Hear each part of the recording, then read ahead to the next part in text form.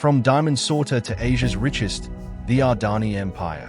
In 1978, a 16-year-old boy from Ahmedabad boarded a train to Mumbai with barely enough money for the ticket.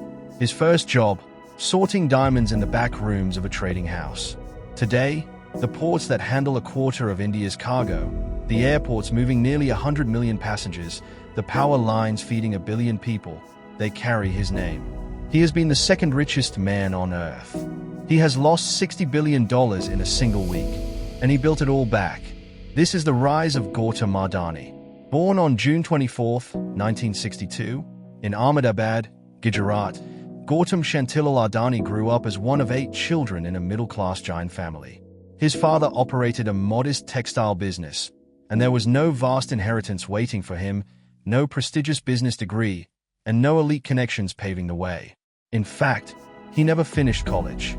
Instead, he left school behind and chose something far riskier, betting on himself.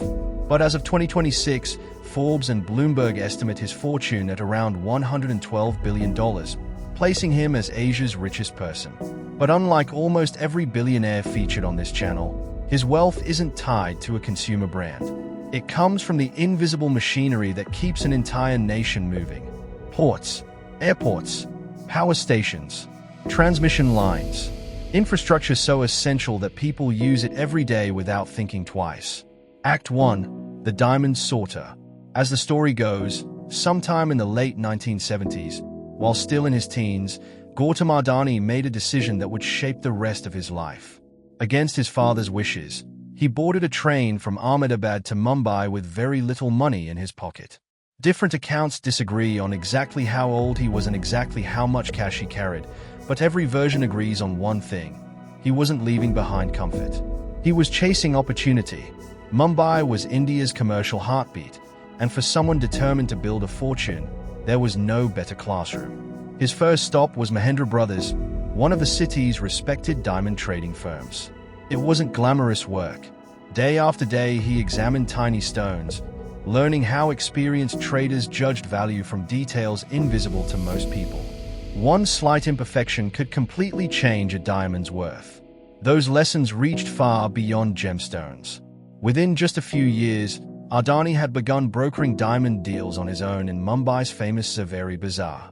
Still barely out of his teens, he was already negotiating trades and reportedly earning profits that many experienced businessmen would envy.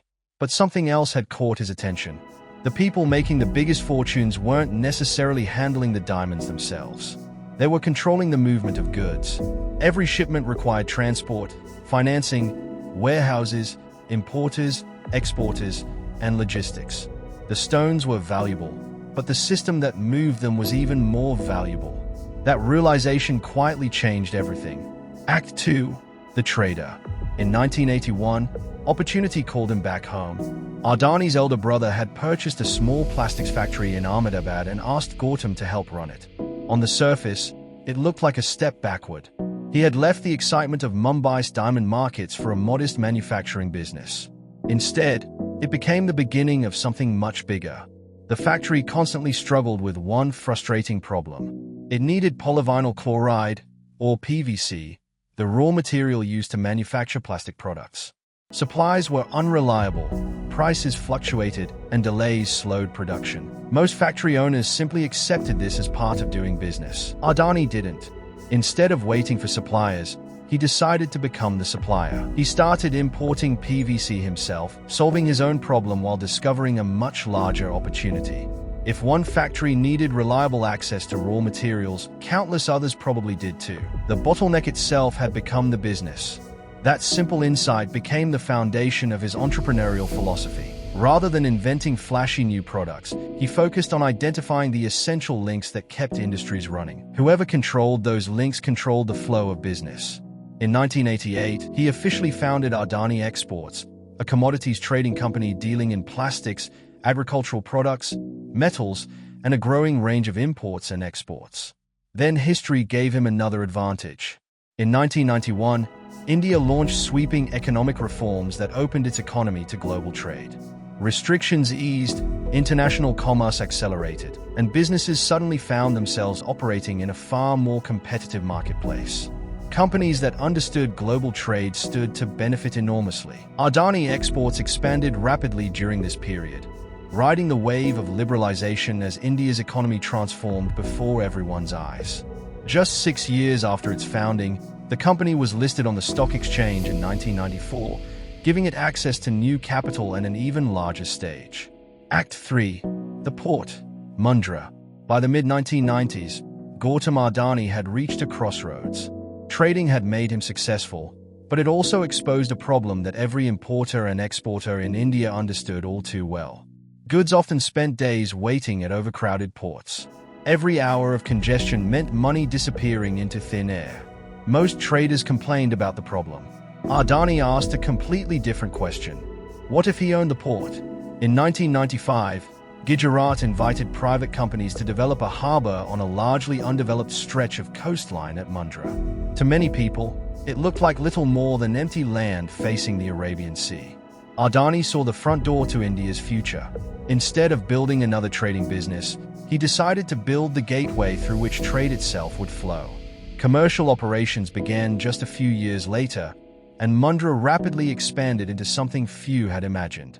But Adani wasn't thinking about just one port anymore. He understood that every successful port attracted warehouses, railways, highways, industrial parks, logistics companies, and manufacturers.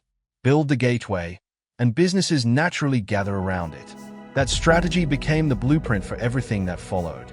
As of fiscal year 2025, Adani Ports and Special Economic Zone is India's largest private port operator.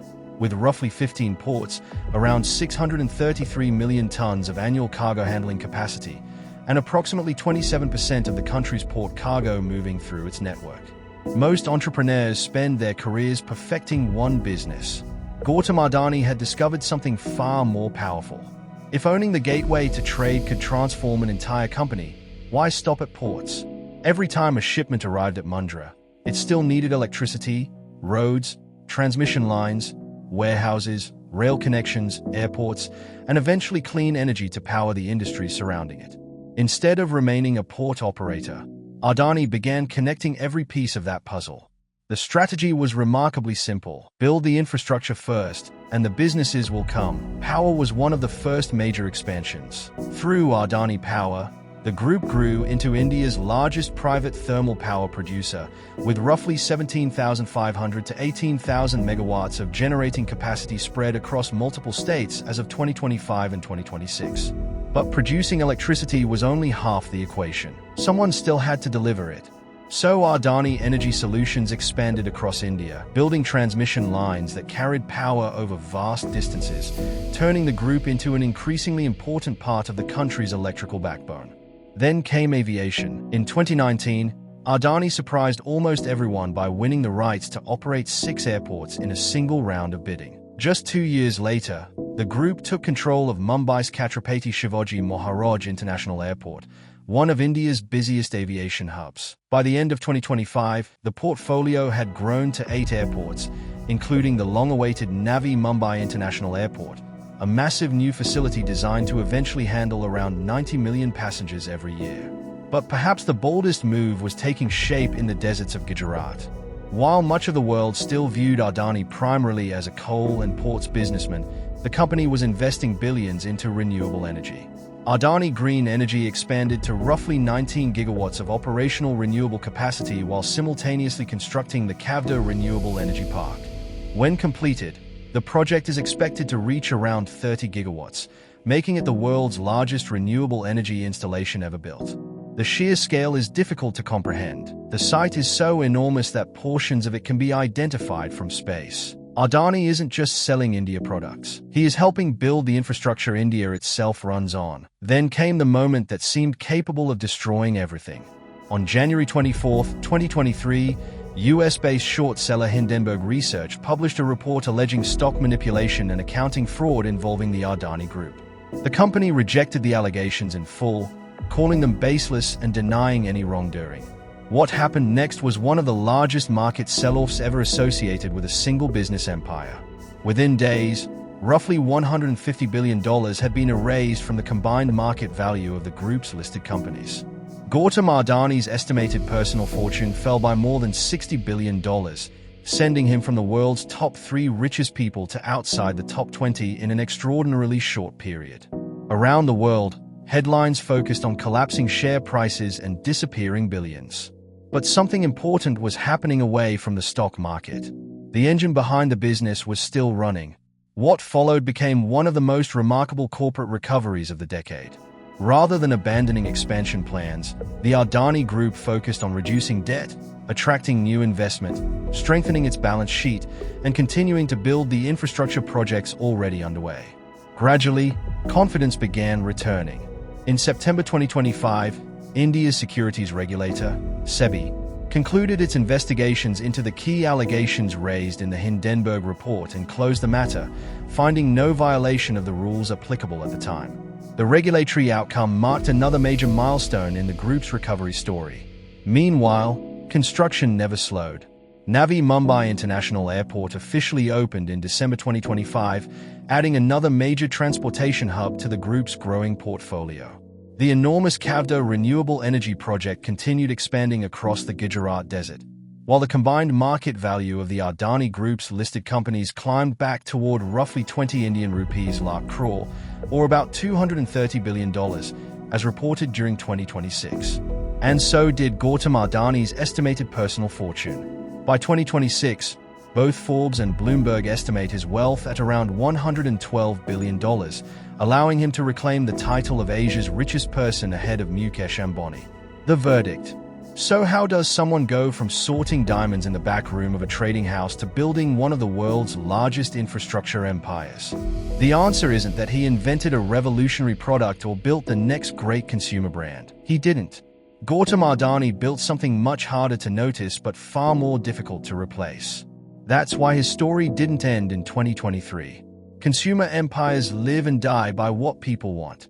Infrastructure empires are built around what countries cannot function without. A train ticket, a table of diamonds, and an empire that hundreds of millions of people touch every single day. If you want to see how India's other megafortune lives, we took you inside the Ambani family's $2 billion tower. That video's on the channel right now. And if you want the state money version of this playbook, watch how Saudi Arabia's investment fund quietly bought pieces of your entire world. Subscribe for more on the money reshaping the planet. We'll see you in the next one.